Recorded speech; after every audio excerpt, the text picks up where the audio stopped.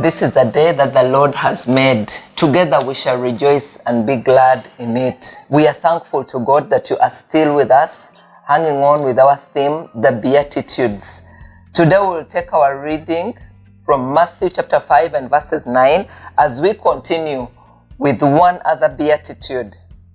Matthew chapter 5 and verses 9, the Bible says, "Blessed are the peacemakers, for they shall be called sons of God."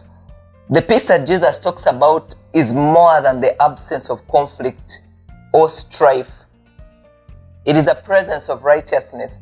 We know that only righteousness can produce a relationship that brings two parties together.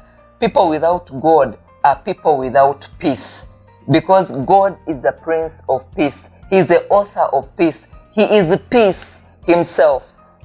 Ephesians chapter 2 verses 14 and 15 says, "For he himself is our peace, who has made the two groups one and has destroyed the barrier, the dividing wall of hostility, by setting aside in his flesh the law with its commands and regulations." His purpose was to create in himself one new humanity out of the two, thus making peace. This beatitude tells us about not keeping the peace, but making peace. A lot of people just want to keep the peace. They establish the boundaries of their peace and they want it that way, and they will never go out to try to see if they can create peace for another person.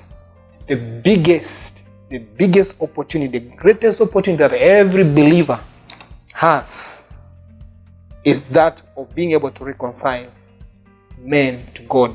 Colossians 1:21 says, "And you who once were alienated and enemies in your mind by wicked works, yet now he has reconciled." So we have a great opportunity to do what Christ has done for us, to help extend that to those that are lost. And this is why we want to challenge every believer, every parent. Some of us could be having children, our own daughters, our own sons who are lost. They need to be reconciled to God. Our relatives, the best you can ever give them is to bridge the gap between them and God by telling them the gospel, by sharing with them the gospel, so that then they are reconciled with God, and so they can be able to go into an eternity with God himself. May God bless you as you make peace. Amen.